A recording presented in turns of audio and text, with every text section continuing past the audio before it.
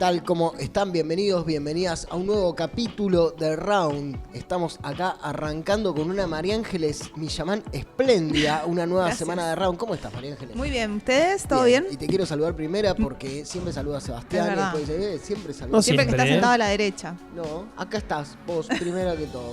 Sí. Gracias, todo bien, muy bien. Bueno, me alegro, pero montonazo de que estés con ese ímpetu. Sebastián, ¿cómo estamos? Bien, igual. Igual de bien. No como ella, pero bien. Sebastián Antonio Aguirre hay todo un equipo también en un programa que viene cargado. Les contamos que estamos haciendo Round, un espacio para los que no nos vieron antes y los que se están prendiendo ahí, sobre todo a la transmisión que sale por Canal 10 en toda la provincia. Un espacio donde estamos muy contentos de estar, la transmisión de Canal 10. Bueno, acá estamos con un programa muy cargado. Hoy en Round vamos a estar hablando de un tema que es clave en lo que es el futuro de la universidad pública, nada más, nada menos, y lo que es el nuevo proyecto de ley de financiamiento universitario, una iniciativa que busca garantizar recursos que sean previsibles, que sean equitativos, que sean federales para todas las casas de estudio del país, básicamente, y para eso vamos a contar con la presencia del rector de la Universidad Nacional de Río Negro, Anselmo Torres, que va a venir a explicarnos en detalle de qué se trata este nuevo proyecto de financiamiento universitario, en un contexto de crisis, un contexto particular de las universidades. Además, y porque yo sé que les gusta, les encanta, tenemos IA en tu vida. Bien, bien. Hacía mucho que no teníamos IA en tu vida. Y por eso está. La columna de IA de Round, donde buscamos ver cómo la inteligencia artificial está transformándonos la vida cotidiana, la vida de todos los días, cómo esta tecnología que hemos hecho también está moldeando nuestra forma de vivir. Y el tema de hoy, escucha la pregunta, ¿puede la inteligencia artificial hacernos menos inteligentes? ¿Puede una herramienta que parece facilitarnos todo, absolutamente todo, en realidad atrofiarnos el pensamiento? No me contesten ahora, porque va a haber una oportunidad y esa oportunidad va a ser durante la columna IA. Y he venido desarrollando ese pensamiento a lo largo de todas las columnas de IA, sí, que por lo menos de este año. Yo sé que vos te lo preguntás, Mari, yo sé que vos te lo preguntás, Seba, y muchos nos lo venimos preguntando. Sí. Esto nos está haciendo bien, nos está haciendo mal. Se llama inteligencia artificial, pero ¿qué pasa con nuestra inteligencia, no? Sí, tengo un compañero que nos ha manifestado que cuando trata de no revelar la identidad no voy a decir quién entra es. Así como a retarse. Tengo una amiga. Alguien con quien hablé. Todos estos videos que han salido tan realistas, hechos con inteligencia artificial, probablemente no tenga que ver con tu tema, pero sí con la IA, le dice que le atrofia el cerebro. O sea, esas fueron sus palabras. Me trastoca el cerebro. Ver ese tipo de imágenes tan realistas. No sabe explicar por qué, pero me imagino que tiene que ver con ese condimento de que son tan realistas, pero nosotros sabemos que está hecho por la inteligencia artificial y es como que tu cerebro no logra entenderlo. La pregunta es, no solo cuando consumimos, sino cuando usamos para generar cosas o para resolver problemas. Bueno, esto ¿está potenciándonos o nos está atrofiando? Bueno, esa pregunta que plantea una tensión clave. Creo que esa es la pregunta clave que tenemos que estar haciéndonos en todos los ámbitos educativos. La vamos a estar poniendo sobre el tapete de Round hoy. Me encanta decir el tapete. El tapete. Sí, sobre la alfombra de Round, sobre la mesa. Así que desplegados los temas del Round de hoy, ¿les parece? Les invito a pasar al living de las noticias universitarias. Allá vamos. La Universidad Nacional de Río Negro y el Ministerio de Desarrollo Humano, Deporte y Cultura de la provincia firmaron un convenio marco de cooperación interinstitucional en General Roca con el objetivo de impulsar la formación, la investigación y la promoción cultural en todo el territorio rionegrino. El acuerdo contempla acciones conjuntas como la creación de propuestas académicas en artes y cultura, la consolidación de un observatorio de políticas culturales y la implementación de pasantías para estudiantes universitarios. También se impulsarán proyectos editoriales, audiovisuales y de extensión cultural con enfoque territorial e inclusivo. El rector Anselmo Torres destacó que esta articulación permitirá poner en conocimiento al Servicio del Desarrollo Humano y Cultural de Río Negro, fortaleciendo así las identidades locales y promoviendo la participación comunitaria en políticas sociales sostenibles. La Universidad Nacional de Río Negro ha comenzado esta semana un proceso de autoevaluación de su plan de desarrollo institucional 2019-2025. Los primeros talleres participativos tuvieron lugar en General Roca y reunieron a autoridades, docentes e investigadores para analizar avances, logros y desafíos en áreas claves como la docencia, investigación y extensión. Impulsada por la Oficina de Aseguramiento de la Calidad, esta iniciativa busca sentar las bases del próximo ciclo de planificación institucional, fomentando un enfoque crítico y estratégico sobre los procesos realizados y también sobre las metas futuras. Los talleres se extenderán a todas las sedes de la universidad en las próximas semanas. El objetivo principal de la UNRN es que el nuevo plan de desarrollo responda efectivamente a los desafíos emergentes en la región, reforzando su compromiso con la calidad educativa y el desarrollo humano y productivo de Río Negro.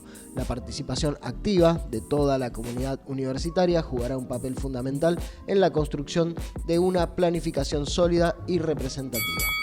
La Universidad Nacional de Río Negro abrió una convocatoria pública bajo el lema ¿Qué universidad necesita Río Negro?, invitando a organizaciones, instituciones y ciudadanía a compartir opiniones y sugerencias sobre los desafíos que la universidad debería atender. La iniciativa busca fortalecer el vínculo con la comunidad y proyectar respuestas concretas a demandas locales. Desde la Secretaría de Asuntos Institucionales y de Docencia y Vida Estudiantil, destacaron que los aportes recolectados orientarán futuras carreras, investigaciones, actividades de extensión y políticas institucionales. Los ejes propuestos incluyen desarrollo económico, innovación tecnológica, salud, sustentabilidad, desarrollo humano, derechos humanos y cambio climático. Además del formulario virtual disponible para toda la comunidad, se realizarán encuentros presenciales en distintas localidades de las 3 sedes de la Universidad Nacional de Río Negro. Para más información, escribir a secretaría de asuntos institucionales@unrn.edu.ar.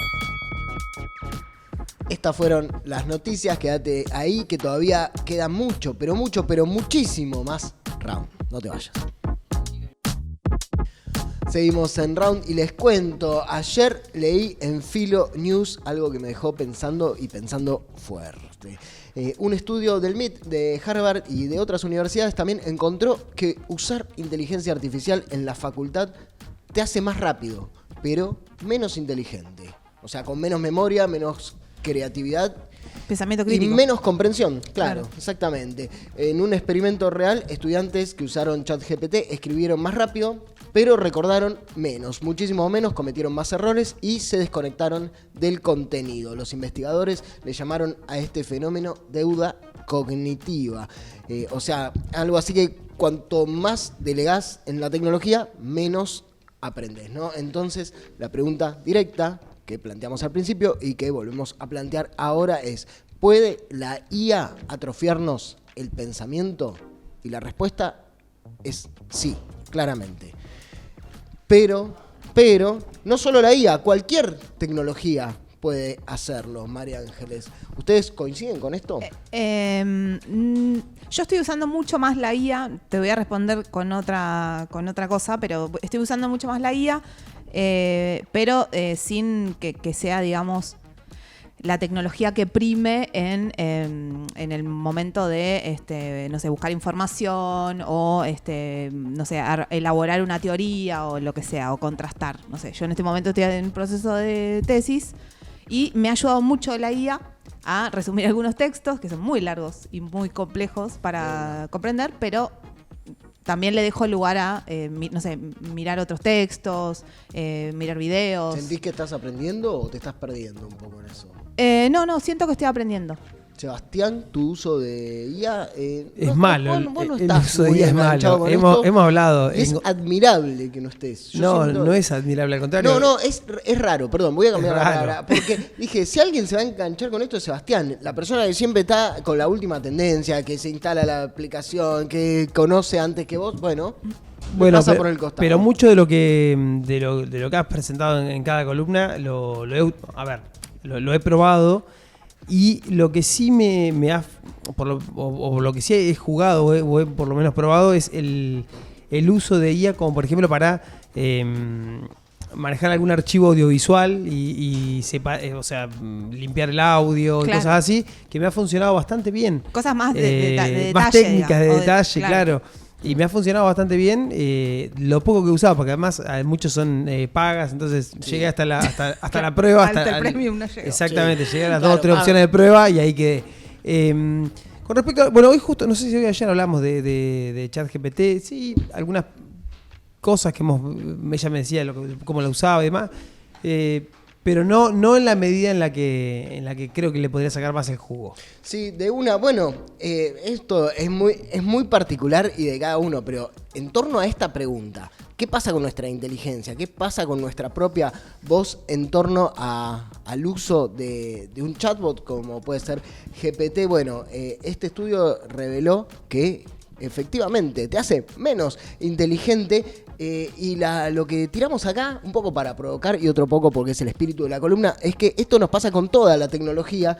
¿Y por qué? Bueno, no, lo que te da una tecnología es una habilidad, pero a la vez te está quitando otra, ¿no? Te está haciendo menos eficiente en otra cosa.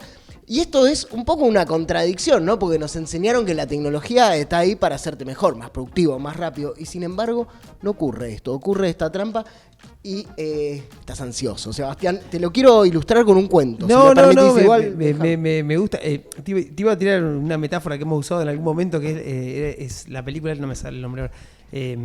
Limitless, que es la de la pastilla. Peliculón, que uno toma una pastilla y accede al 100% del cerebro o a una mayor capacidad. Y por ahora la veo desde lejos como esa es la metáfora que le veo a la inteligencia artificial. O sea, y yo te busqué una mucho más naif. Bueno, podemos usarla, pero vieron que en la medida en la que el personaje principal la usa, era un escritor que tenía conocimientos de economía, cuando accede a la pastilla esa, accede al total, como que se multiplica y se potencia todo lo que puede hacer. Después hay ciertos personajes secundarios que lo van buscando, qué sé yo, y una persona que nunca había leído un libro, nunca tenía acceso al conocimiento, la toma y accede a otro porcentaje de su cerebro distinto al del personaje principal. Y yo creo que por ahí también esa metáfora tiene que ver con el uso que vos le das y también para qué lo usás y en cuanto a tu expertise, cómo lo sumás para que te ayude a potenciarlo. Claro, ¿te potenció o te sacó? Bueno, del juego. Esa es como la pregunta clave sobre la que venimos pivoteando y hoy la hacemos bien ahí derecha. Pero decimos, esto nos pasa con el uso de las distintas tecnologías. Lo quería ilustrar con un cuento, no de ciencia ficción, no es Limitless, no es Black Mirror. Es un cuento clásico, ¿no? Y es... ¿Adivinan cuál es? No. Ay, si adivinaban me Te rompíamos la columna. No, me enamoraba. Alicia, no. Es La Sirenita. No es la de Disney, es el cuento clásico, ¿no? Con los cangrejos cantando de Christian Andersen. La sirenita que quiere ir al mundo de los humanos, quiere caminar, quiere tener un par de piernas para acercarse ahí al príncipe y entonces hace un trato, ¿no? ¿Qué trato hace? Le dice a la bruja, dame un par de piernas, bueno, ok, hacemos este upgrade, pero tiene un costo. ¿El costo cuál es? Le quita... La voz. Le saca la voz. A la sirenita la voz hermosa que tiene.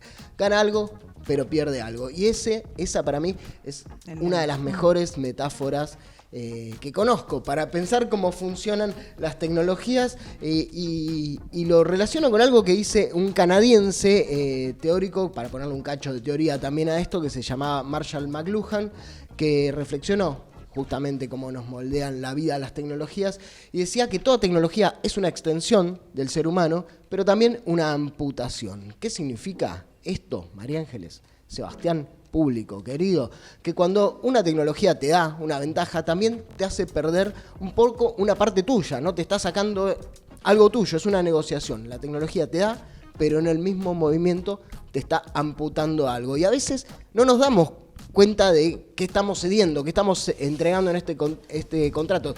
Les doy algunos ejemplos muy cotidianos, pero que son muy reveladores.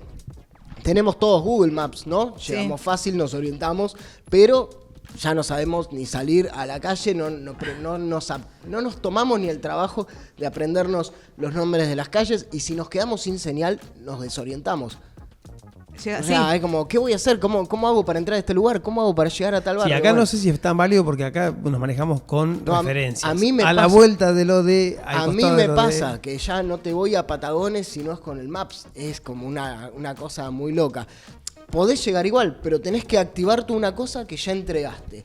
Más ejemplos, todos tenemos muchos contactos en el celular, los tenemos todos, tenemos una agenda con todo, pero no nos acordamos más los números de memoria. Los invito a anotar en un papel el número de sus parejas. No. Yo lo tengo. Sería imposible. Lo tengo de sería mis padres. imposible. Aileen pero bueno. dice que lo sabe, es la excepción, no esperábamos menos de ella. Yo no lo sé y el otro día me dio como un poquito de miedo decir, ¡apa! No me acuerdo el número de mi pareja. Lo loco es que sí me acuerdo los números de los compañeros de la primaria. Sí, claro. O el número, el número de tu casa. De tu casa, del Claro, fijo. o del fijo que ya no tenés más hace añares, pero lo sabés. Bueno, ahí una habilidad que se amputó. Tenemos calculadoras a manos incluidas en el celular, pero no podemos ni calcular nada, ni el 20% de algo. Nos cuesta mucho más hacer este tipo de cálculos. Y en relación a la IA tenemos una tecnología disponible todo el tiempo ahí que nos resume, nos redacta, nos ordena todo, nos hace las cosas muy rápido, pero también nos saca nuestra iniciativa, nuestra reflexión y nuestro estilo propio, nuestra voz justamente. Y entonces María Ángeles, entonces Sebastián, entonces audiencia, ¿qué hacemos? ¿Qué hacemos con esto? ¿Qué hacemos? ¿Volvemos al papel, al ábaco? ¿Nos sacamos de encima toda la tecnología? Cosa que es imposible porque ya dijimos que hasta el propio lenguaje es una tecnología que inventamos. Bueno, más interesante es... ¿Respondemos? Claro, yo estaba esperando responder. Como quieran. Cuando hago estas preguntas retóricas pueden meterse también. Listo, Sebastián. Yo creo que la tecnología siempre, como decís vos, aporta, llega para algo, nos resuelve. Tal vez seamos de la generación en la que nos cuestionamos más cosas y la usamos con responsabilidad, entre comillas. Yo no voy a dejar de usarla en este momento, pero lo cuestiono. Si tengo que generar algún texto con inteligencia artificial, después lo releo, lo vuelvo, lo pego, lo copio y lo vuelvo a leer y lo vuelvo a reformular. Pero bueno, son las licencias que me doy yo. No sé qué pasa con el resto de las personas. Sí, por ahí uno no lo tiene incluido en todos los pasos, ¿no? Esto de, bueno, tengo que investigar algo, no sé si es el primer recurso al que voy. Por ahí habrá que utilizarlo un poco más, sumarlo, pero en la medida en la que potencie, no que corra de lugar la perspectiva de uno. Bueno, es que no sabemos muy bien, porque nadie nos lo enseñó. Exacto. Lo estamos descubriendo ahora y es un gran desafío, me parece, para la educación y para la vida social, entender qué hacemos para aprovechar esto sin perdernos ahí, ¿no? Bocado, me estaba acordando de la película esta Me acabo de acordar de del mi teléfono de mi metáfora. pareja. Sí. Y decía 1569. Y a medida que la usaba, la pastilla, vamos a poner que fuera la inteligencia artificial, a medida que la usaba, más tiempo se perdía en su esencia. Entonces no sabía qué era real y qué era lo que él mismo producía. Ojo, es una metáfora que puede estar bastante puede pegada. competir con la sirenita. Bueno, Voten el Logline es un tipo se toma una pastilla que le potencia el cerebro a la accede al máximo, 100% del cerebro. pero a él lo potencia en un sentido y a otros al malo lo hace más malo. Exactamente. ¿Hasta dónde te potencia? El concepto es bueno, la película no es tan buena, como suele pasar con muchas películas de ciencia ficción, pero la recomiendo. Es una buena metáfora. Le damos 4 de 5 Sebastianes. Vamos a darle. Sí. No, 4, 3. 3 Está Sebastianes. bien. 3 está bien. 3 de 5? No regala. 3 de 5, está Ah, bien. No regala las estrellitas. No, pocas películas Sebastián. llegan a 5. Bueno, volvemos a la tecnología y lo que nos pasa con eso. Bueno, la propuesta de McLuhan es interesante, ¿no? Que traerla al presente, este pensador que en los 60, 70 describió muy bien esto que nos pasa ahora, sobre todo en un ecosistema digital de medios tan marcado por estas tecnologías. Es esto de no idealizar la tecnología y tampoco satanizarla, condenarla, ¿no? Esta cosa de apocalípticos integrados que también planteaba Humberto Eco, es tomarse una oportunidad para pensarla, ¿no? Cuando adoptamos una nueva herramienta, como dice María Ángeles, yo esto no lo voy a dejar de usar. No soltaré. Hacer este ejercicio y preguntarte, ¿qué me está dando y qué me está quitando?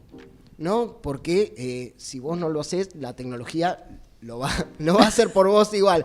Y ahí es donde vamos a estar justamente en problemas. Vamos de vuelta a nuestra alegoría. La sirenita consiguió piernas, pero perdió la voz, ¿no? Capaz que el desafío de esta época es justamente ese, usar piernas y no perder la voz, ¿no? Tu propia voz. ¿Cómo lo hacemos? Hasta acá la columna de IA y quédate ahí porque ya está nuestro invitado acá y tenemos un temón gigante. Podríamos invitarlo un día a la columna de IA a nuestro invitado que ahora mismo te vamos a presentar. Quédate ahí en Round. IA en tu vida fue lo que pasó. Continuamos en Round y recibimos al rector de la Universidad Nacional de Río Negro, Anselmo Torres, para hablar de un tema que vuelve a tomar protagonismo, que es un nuevo proyecto de ley de financiamiento universitario, un proyecto que busca resolver un problema estructural que está afectando a todas las universidades públicas del país. Un proyecto que, bueno, cuenta con el respaldo de diversas entidades, actores claves del sistema universitario, de distintos representantes del arco político, y está compuesto por 12 artículos que plantean de una forma clara la asignación de recursos para garantizar la autonomía, el federalismo universitario en un contexto de crisis. Bueno, para explicarnos de qué se trata este proyecto y cuál es su urgencia, su necesidad, acá está Anselmo. Bienvenido a Round, Anselmo. Bien, gracias. Sí, la verdad que lo primero que uno tiene que decir es que el sistema público en general, o sea, el Estado Nacional, no cuenta con presupuesto desde hace 2 años. Y lo mismo nos pasa a nosotros, que dependemos del presupuesto público nacional. Por lo tanto, desde el 24, 23 en realidad, y 24, no se trataron los proyectos y no tenemos presupuesto público asignado, digamos, con un recurso cierto. ¿Sí? ¿Por qué digo un recurso cierto? Porque, para hacerlo un mínimo de historia, en el 23 hubo elecciones para presidente. Las fuerzas políticas que participaban de ese proceso electoral decidieron que no era conveniente tratar el presupuesto en el mes de octubre porque era el momento en que se llevaban adelante la segunda vuelta electoral. Por lo tanto, no hubo presupuesto. Al año siguiente lo que se hizo fue prorrogar ese presupuesto que fue aprobado en el 22 y que se ejecutaba en el 23, y utilizamos el mismo presupuesto que teníamos aprobado con lo que se conoce en el proceso como redeterminación de precio, del presupuesto, que básicamente lo que hace el Poder Ejecutivo es decir, bueno, con las partidas que me quedan, o si recaudo aún más, o las partidas de acciones que ya no debo de llevar adelante, lo voy a reasignar a lo que me quedan por acciones todavía. Sin embargo, eso para la universidad no fue así al inicio de año, ¿sí? Nos dieron exactamente lo mismo que estaba en el presupuesto aprobado en el 22. Nosotros arrancamos el 23 con el mismo presupuesto. Marcha mediante, en abril del 23, ¿sí? Se acordó una modificación o una ampliación del presupuesto, que fue del 270% para el gasto de funcionamiento en ese momento, que al poco tiempo quedó desactualizado, porque si nosotros tomábamos en ese momento el presupuesto que teníamos, ¿sí? Y la inflación que hubo hasta el momento de la actualización, era más del 500%, y nos dieron el 270% de actualización, es decir, que quedamos desfasados.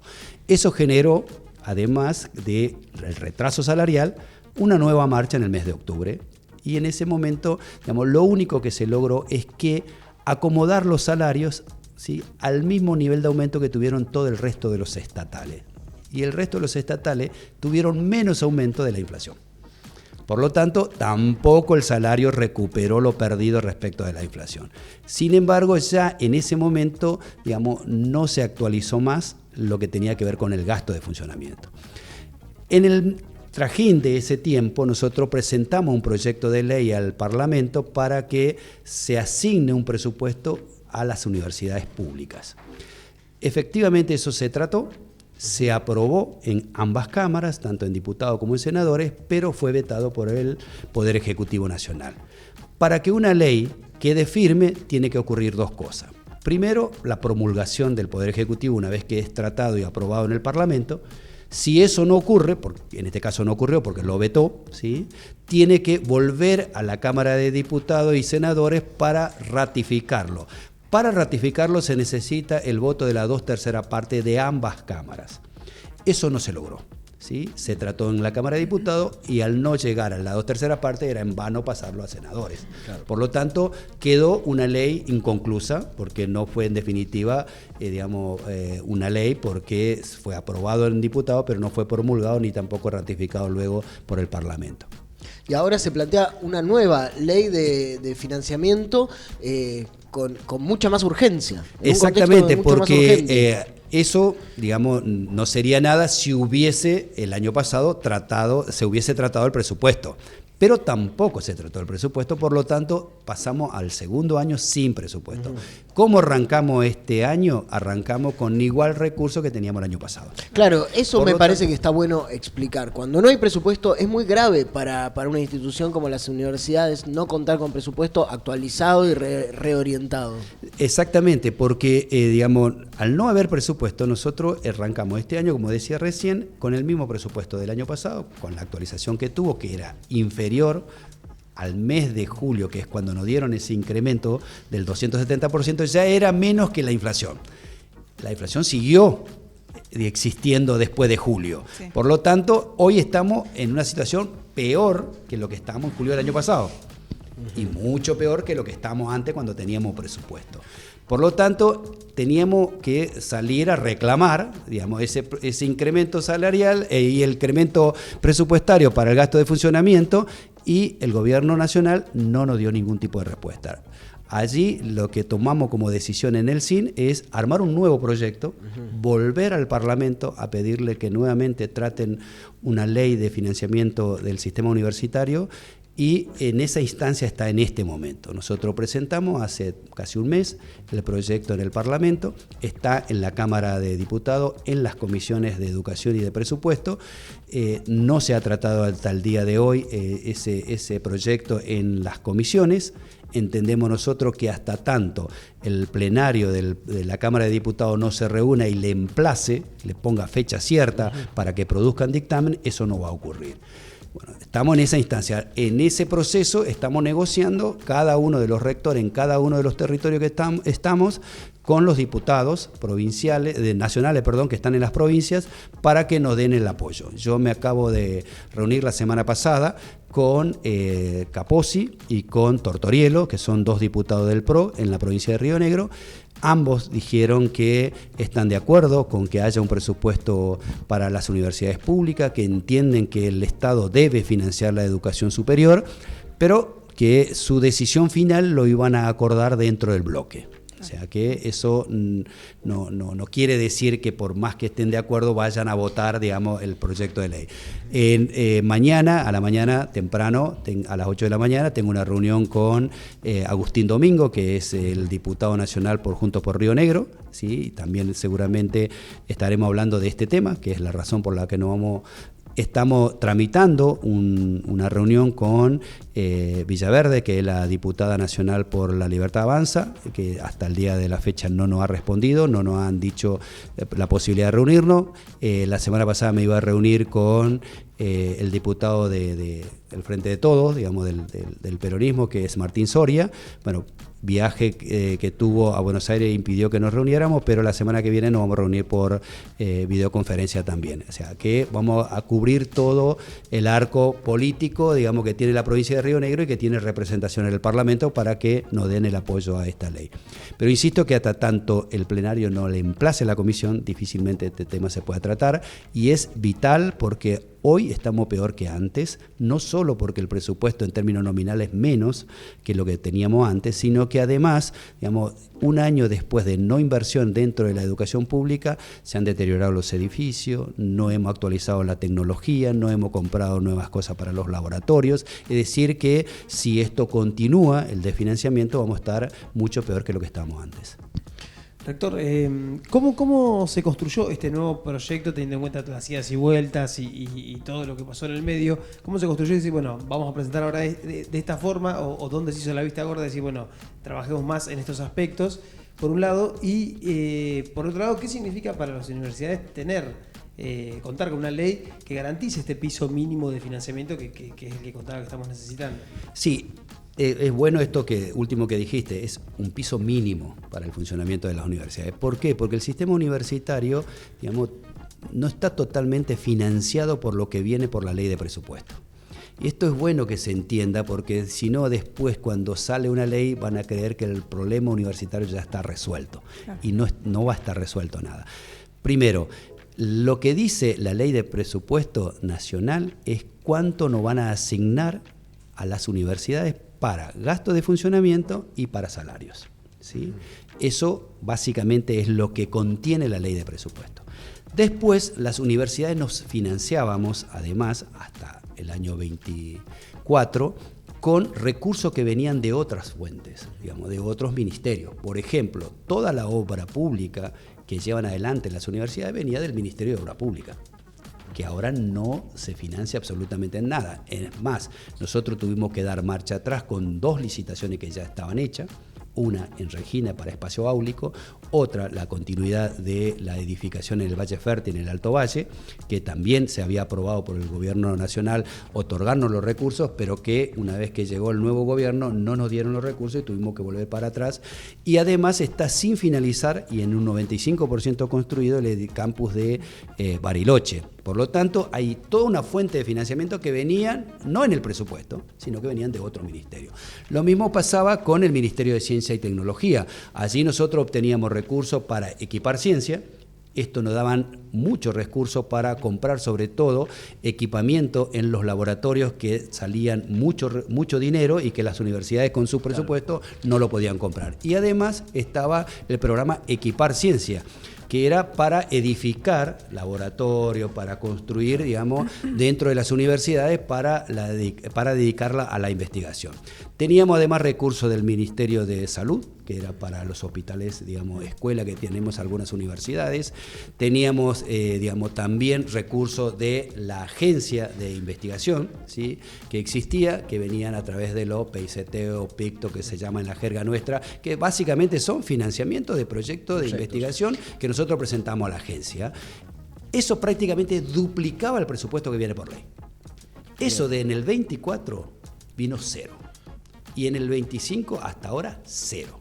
Es decir, que casi un 50% de lo que nosotros habitualmente gastamos en la universidad no lo tenemos. Claro, está bueno que hagamos esa foto para que se entienda, que la comunidad, la población en general entienda cuál es la situación y la urgencia de las universidades en este momento. Que vos pasás, la ves ahí abierta, sí, pero es una universidad desfinanciada, que hace 2 años que no tiene presupuesto, que se está manejando con presupuestos prorrogados, que quedan siempre para atrás, con salarios docentes, no docentes, salarios de investigadores, que están muy por debajo de lo que tendría que estar, quedaron atrasadísimos, que está sin posibilidad de implementar los proyectos de investigación, de actualizar las becas. Todo eso le está pasando a la universidad pública y por eso necesita con tanta urgencia una herramienta para poder financiar su accionar, ¿no? Su funcionamiento, tanto de infraestructura como de capital humano que hace funcionar todo esto, porque me parece que a veces se pierde de vista decir, bueno, pero ahí están las universidades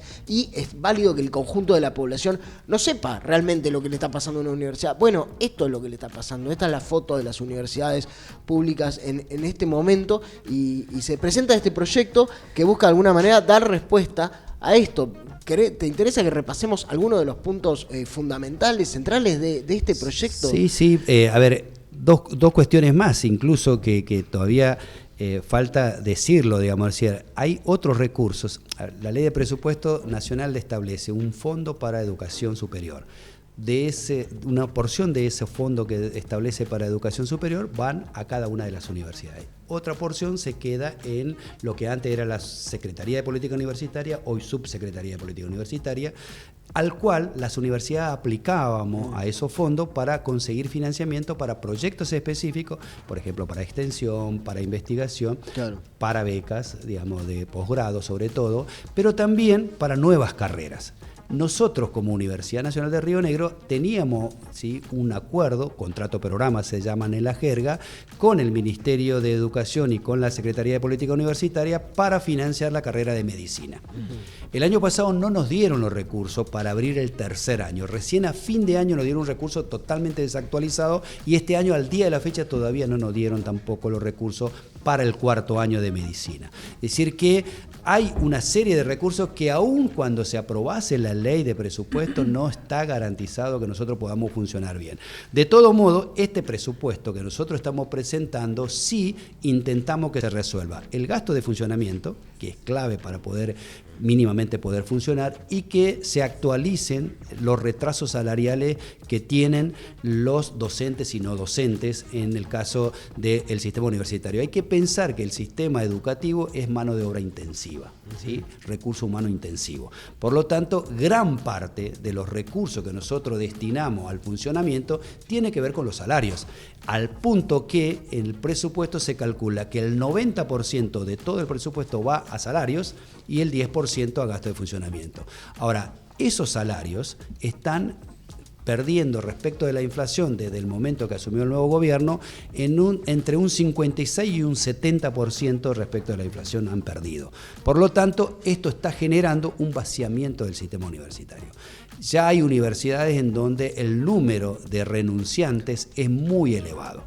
Por lo tanto, ¿por qué? Porque buscan otras opciones para poder, digamos, reproducir sus propias vidas, porque los salarios que la universidad está pagando es muy bajo. Y allí donde hay otras actividades que son mejor remuneradas, por el contexto, digamos, geográfico, social, en donde están viviendo o donde están las universidades, digamos, muchos dejan. Por ejemplo, en el caso de la Universidad del Comahue, que tiene la Facultad de Ingeniería del Petróleo, como está la actividad de Vaca Muerta, la mayoría van a trabajar la actividad privada y han renunciado solamente en el último año 100 y pico de docentes en esas disciplinas. O sea, por eso digo que es dramático, no solamente, digamos, este proyecto resuelve en parte esta situación.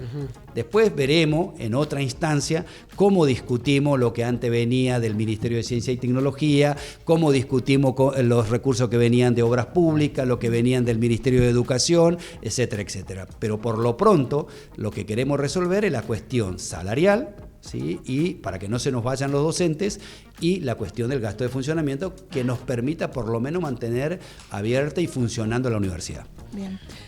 Anselmo, ¿y qué perciben una vez que se juntaron a diagramar este nuevo proyecto? ¿Qué perciben del humor social que hay respecto de toda esta situación en las universidades? ¿Ha cambiado de un año al otro? ¿Hay más preocupación? Mira, internamente está claro que hay más preocupación por todo esto que decía. Es decir, está claro que cuando vos ves que tu propio compañero está renunciando porque no le alcanza el salario para seguir estando, es una preocupación que tarde o temprano le puede tocar a uno también. Hacia afuera está claro también que empezaron a haber otras preocupaciones que, digamos, compiten por allí con las demandas que nosotros tenemos como sistema. Es decir, hoy por hoy están a lo mejor mucho más retrasados los salarios de los jubilados que los salarios universitarios. Hoy por hoy seguramente es una preocupación cierta y fuerte el tema de la discapacidad y cómo se trata esa temática. Por lo tanto, sabemos que hay otras demandas también en la sociedad. Esto no quiere decir que cuando se instale nuevamente con fuerza el tema universitario no volvamos a tener el mismo consenso que hemos tenido el año pasado con las distintas marchas. Es que de afuera se percibe como que la sociedad argentina valida y hay un consenso social del valor que le otorga a la universidad pública por todo lo que venimos diciendo, que el ascenso social, que es una oportunidad, que está como en el proyecto de cada familia sobrevolando la idea de la universidad, y eso se vio muy claramente cuando sucedió la primera de las marchas ahí en abril del 24, ¿fue? 24, 24. Fue muy masiva.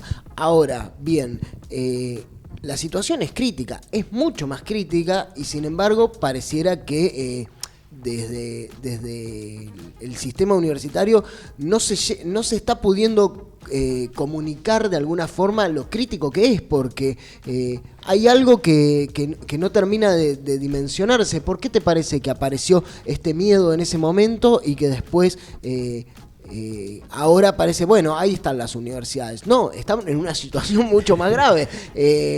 ¿Cómo hacemos para dar cuenta de esto y conseguir el apoyo para impulsar este tipo de medidas como la de financiamiento? Sí, mira, hay una puja de sentido que creo que hay que entenderlo también en este proceso. El año pasado se discutió, y mucho después de las marchas, acerca de si las universidades adoctrinaban o no adoctrinaban, si las universidades pedían recursos, pero después eran transparentes en el uso de esos recursos, y entonces, ¿por qué no se querían auditar? Y eso penetró fuertemente en la sociedad y han sido efectivos en todo el tipo comunicacional que generó esto.